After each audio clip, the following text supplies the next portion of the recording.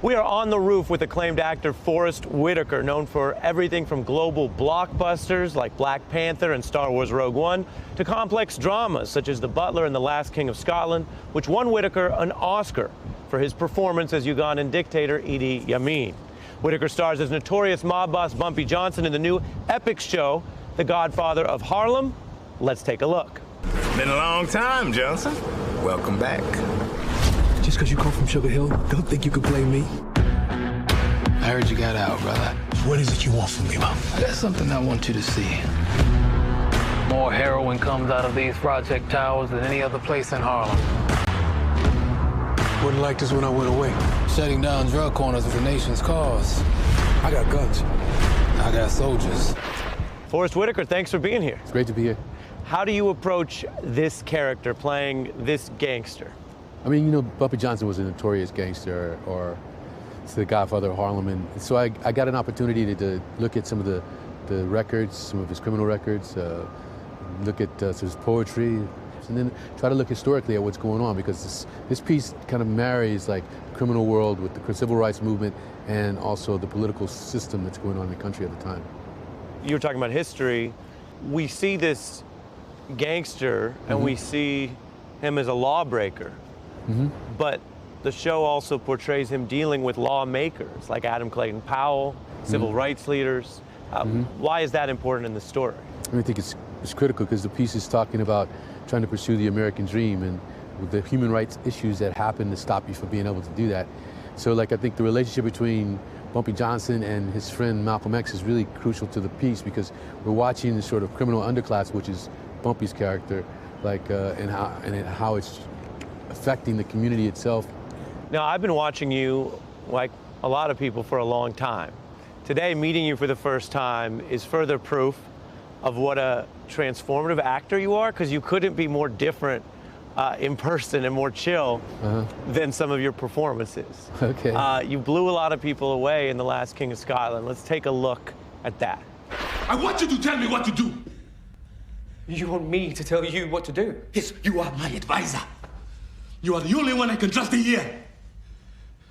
You should have told me not to throw the Asians out in the first place.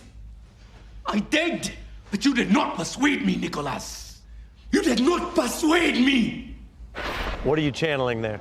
And I did so much research and work on that. I think I started like 5 or 6 months before I even went to Africa, like just learning like Kiswahili and studying the history and trying to understand the politics of the day. And I got there and like then started meeting everyone I could, and his family, and who were ex-parliamentarians or just reporters, people on the street. It became a long exploration of trying to understand this man and understand what he was being put through too, in order to make him make some of the choices that he did, which are pretty horrific.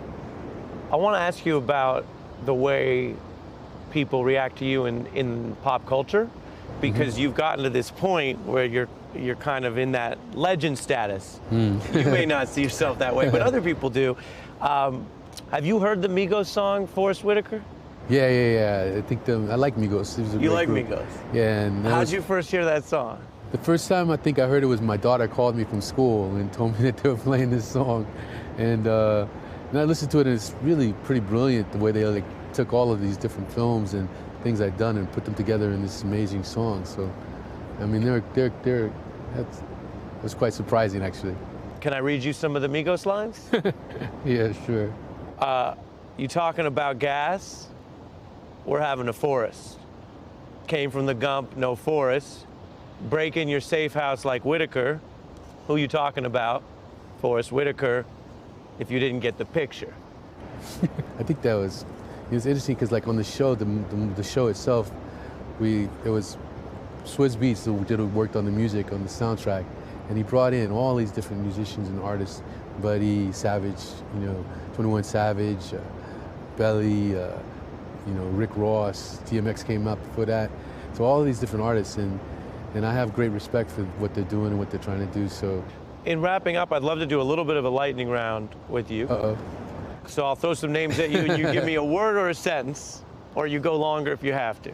Okay. We'll start easy. Bumpy Johnson. Crime Lord. Malcolm X. Savior.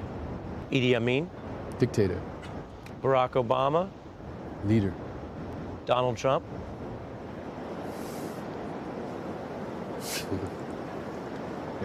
I don't even know if I can find the right words. So. and Forrest Whitaker. Me. Really appreciate you coming on the beat, sir. Hey, I'm Ari Melber from MSNBC. You can see more of our videos right here, or better yet, subscribe to our YouTube channel below. You could have been anywhere in the world, but you're here with us, and we appreciate that.